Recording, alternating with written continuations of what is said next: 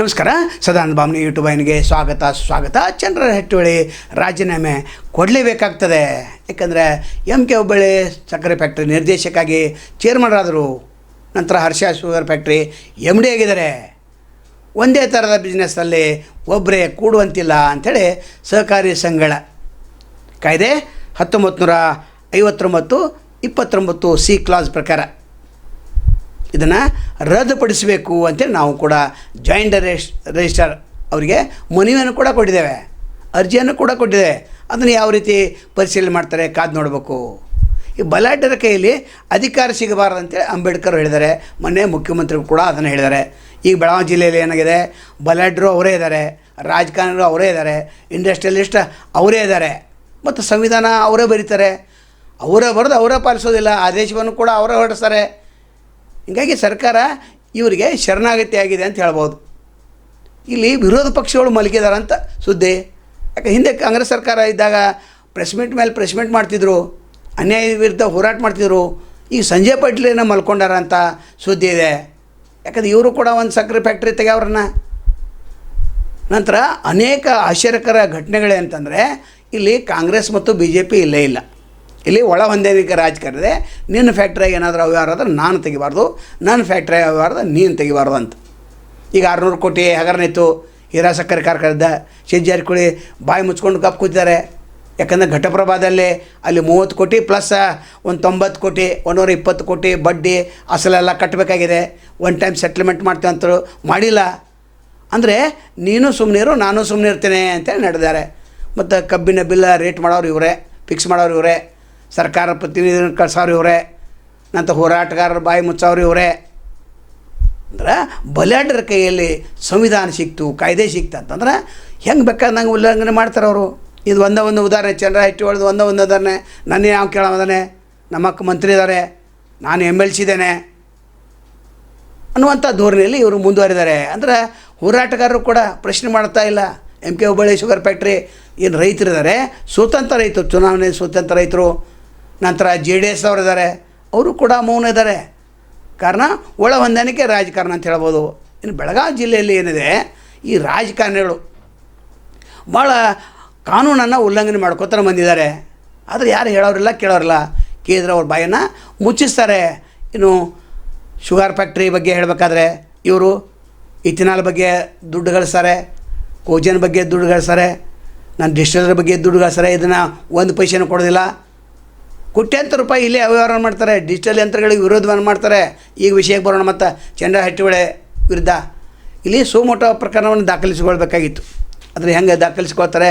ಸಾಧ್ಯನೇ ಇಲ್ಲ. ಯಾಕಂದರೆ ಮಿನಿಟದಿಂದ ಬಂದಿರ್ತಾರೆ ಜಾಯಿಂಟ್ ಡೈರೆಕ್ಟರ್. ಹಾಗಾಗಿ ಇವರು ಕೂಡ ಮೌನ ಇರಬೇಕು. ಹಂಗಂದ್ರೆ ನಮ್ಮ ಅರ್ಜಿಗೆ ನಾನು ಒಂದು ಅರ್ಜಿ ಕೊಟ್ಟಿದ್ದೇನೆ, ಬಸವರಾಜ್ ಕುರಿಯರವರು ಒಂದು ಅರ್ಜಿ ಕೊಟ್ಟಿದ್ದಾರೆ, ನಾನು ಕೊಟ್ಟಿದ್ದೇನೆ. ಇವ್ರನ್ನ ನಿರ್ದೇಶಕ ಸ್ಥಾನದಿಂದ ವಜಾ ಮಾಡಬೇಕಂತೇಳಿ. ಆದರೂ ಕೂಡ ಅವರಿಗೆ ಕಾನೂನು ಸೈನ್ಯಗಳು ಭಾಳ ಜನ ಇರ್ತಾರೆ. ಅವ್ರು ಯಾವುದಾದ್ರೂ ಒಂದು ವೀಕ್ ಪಾಯಿಂಟ್ ಹುಡುಕಾಡ್ತಾರೆ, ಅದನ್ನು ಇಟ್ಕೊಂಡು ಮುಂದುವರಿತಾರೆ. ಮತ್ತು ಮುಂದುವರಲಿಕ್ಕೆ ಜಾಯಿಂಟ್ ಡೈರೆಕ್ಟ್ ಅವಕಾಶ ಕೊಡ್ತಾರೆ. ಬುಕ್ಕದಲ್ಲಿ ಇರ್ತದೆ, ಅದು ಬುಕ್ಕದಲ್ಲಿ ಕಾಯ್ದೆ ಇದೆ, ಹಾಗೇ ಇಡ್ತಾರೆ ಅವರು. ಯಾವುದೋ ಒಂದು ಕ್ಲಾಸ್ ತೆಗಿತಾರೆ. ಇನ್ನೊಂದು ಸಕ್ಕರೆ ಫ್ಯಾಕ್ಟ್ರಿ ಅವರು ಪ್ರಾರಂಭ ಆಗ್ತಾಯಿದೆ ಧಾರವಾಡದಲ್ಲಿ, ಯಾದವಾಡ ಬಳಿ ಮೃಣಾಲ್ ಶುಗರ್ಸ್. ಅಲ್ಲಿ ಪ್ರಾರಂಭ ಮಾಡುವಂಥ ಹೊತ್ತಿನಲ್ಲಿ ಇಲ್ಲಿ ಮಷೀನ್ನ ಅಲ್ಲಿ ಉಪಯೋಗ ಮಾಡ್ಬೋದೇನು. ಯಾಕಂದರೆ 75 ಕೋಟಿ ರೂಪಾಯಿ ಮತ್ತು DCC ಬ್ಯಾಂಕಿಗೆ ಅರ್ಜಿ ಸಲ್ಲಿಸಿದ್ದಾರೆ ಅವರು ಚಂದ್ರಹಟ್ಟಿಹೊಳಿ. ಇದಕ್ಕಿಂತ ಹಿಂದೆ ಮುಂದೆ ಏನು ಹೇಳ್ತಿದ್ರು, ನಮಗೆ ಸ್ವಲ್ಪ ರಿಪೇರಿಗೆ ಮತ್ತು ಇದಕ್ಕೆ 20 ಕೋಟಿ ಕೊಡ್ಬೇಕಂತೇಳಿ ಮುಖ್ಯಮಂತ್ರಿ ಭೇಟಿ ಇದ್ದಾರೆ, ಸಿದ್ದರಾಮಯ್ಯ ಭೇಟಿಗೆ ಇದ್ದಾರೆ. ಸಿದ್ದರಾಮಯ್ಯ ರೊಕ್ಕ ಕೊಟ್ಟಿಲ್ಲ. ಜಾರಕಿಹೊಳಿ ಇದ್ದರು, ಸ್ಥಳೀಯ MLA ಇದ್ದರು, ವಿಠ್ಠಲ್ ಹಲಿಗೇಕರ್ ಇದ್ದರು, ಆದರೆ ಕೊಡಲಿಲ್ಲ ಅವರು. ಯಾವಾಗ ಕೊಡಲಿಲ್ಲ, ಇಲ್ಲಿ ಬಂದರು ಅವರು DCC ಬ್ಯಾಂಕಿಗೆ. ಇಲ್ಲಿ ಎಕ್ಸ್ಪಾನ್ಷನ್ ಅಂತೆ ದುಡ್ಡು ತಯಾರು ಸಾಮಾನು ಇಲ್ಲಿ ಖರೀದಿ ಮಾಡಿ ಅಲ್ಲಿ ಹಾಕಿದರೆ, ಯಾಕಂದರೆ ಒಮ್ಮೆ ಎಕ್ಸ್ಪಾನ್ಷನ್ ಆಗ್ತಾ ಇದ್ದಾವೆ.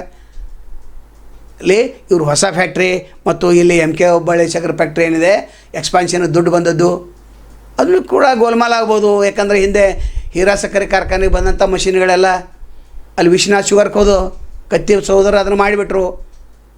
ಅದು ಕೂಡ ಇಲ್ಲಿ ಆಗುವಂಥ ಸಾಧ್ಯತೆ ಇದೆ. ಯಾಕಂದರೆ ಯಾರು ಏನು ಕೇಳೋಂಗಿಲ್ಲ ಬಿಡೋಂಗಿಲ್ಲ. ಯಾಕಂದರೆ ಇವರೇ ಇನ್ವಾಲ್ವ್ ಇರ್ತಾರೆ. ಮತ್ತು ಏನು ಫ್ಯಾಕ್ಟ್ರಿಯಲ್ಲಿ ನೌಕರರು ಇವ್ರದ್ದೇ ಜನ ಇರ್ತಾರೆ. ಔಟ್ ಗೋಯಿಂಗಿಗೆ ಮತ್ತು ಇನ್ಕಮಿಂಗ ಇವರೇ ರಿಜಿಸ್ಟ್ರೇಷನ್ ಮಾಡ್ತಿರ್ತಾರೆ. ಅಲ್ಲಿ ಒಬ್ಬ ಮನುಷ್ಯನ ಇಟ್ಟರೆ ಸಾಕು, ಅದು ಆಗುವಂಥ ಸಾಧ್ಯತೆ ಹೆಚ್ಚಿದೆ. ನಾವು ಮುಖ್ಯ ವಿಷಯಕ್ಕೆ ಬರೋಣ. ಚಂದ್ರಹಟ್ಟಿಹೊಳಿ ರಾಜೀನಾಮೆ ಕೊಡೋದು ಭಾಳ ಸೂಕ್ತ ಅಂತೇಳಿ ನಾವು ಹೇಳ್ತೇವೆ. ಆದರೆ ಕೊಡೋಂಗಿಲ್ಲ, ಯಾಕಂದ್ರೆ ಲಾಭದಾಯಕ ಹುದ್ದೆ. ಇಲ್ಲೇನಂತಾರೆ ಡ್ಯುಯಲ್ ಲಾಯಲ್ಟಿ ಇವರು ಪಡಿತಾ ಇದ್ದಾರೆ ಅಂತ. ಅಂದರೆ ಇಲ್ಲಿ ಕಂಪಲ್ಸರಿ ಅವರು ರಾಜೀನಾಮೆ ಕೊಡಲೇಬೇಕು.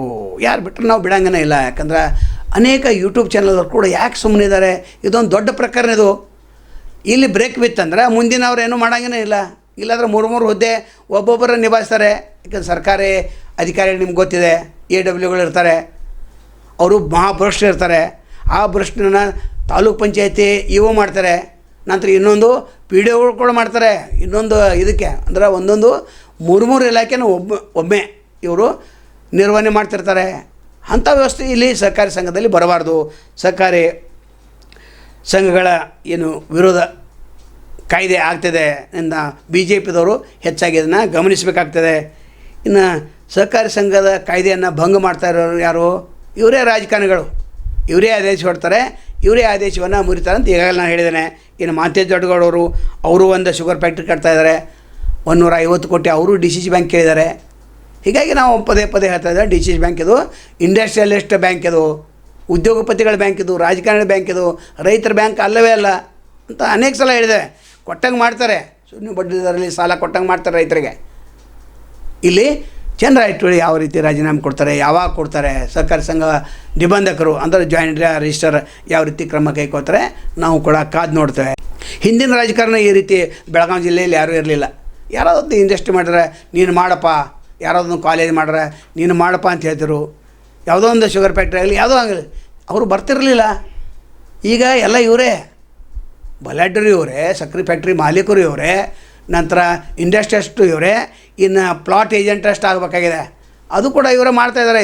ಯಾರು 4-5 ಜನ ಬಾನ್ಸರ್ ನೆಟ್ಕೊಂಡು 60-70 ಎಕರೆ ಖರೀದಿ ಮಾಡಿ ಅಲ್ಲಿ ಪ್ಲಾಟ್ ಹಾಕ್ತಾರೆ. ಅವ್ರ ಹಿನ್ನೆಲೆ ಇವರೇ ಇದ್ದಾರೆ. ಅಂದರೆ ಎಲ್ಲ ದಂಧೆಯನ್ನು ಇವರು ನಡೆಸ್ತಾ ಇದ್ದಾರೆ. ಹಿಂದಿನ ರಾಜಕಾರಣಿಗೆ ಭಾಳ ಅಜಗಜಾಂತರ ವ್ಯತ್ಯಾಸ ಇದೆ. ಇದನ್ನು ಎಲ್ಲರಿಗೂ ಗೊತ್ತಿದೆ. ವಿರೋಧ ಪಕ್ಷದವರು ಸುಮ್ಮನೆ ಕೂಡಬಾರ್ದು, ಈ ಪ್ರಕರಣವನ್ನು ಎತ್ತಿ ಹಿಡಿಬೇಕಂತ ಕೇಳ್ಕೊತಾರೆ. ನಾಳೆ ಮತ್ತೊಂದು ತಮ್ಮನ್ನು ಭೇಟಿಯಾಗ್ತೇವೆ. ಅಲ್ಲಿವರೆಗೆ ಎಲ್ಸಿವಾಗಲಿ. ನಮಸ್ಕಾರ.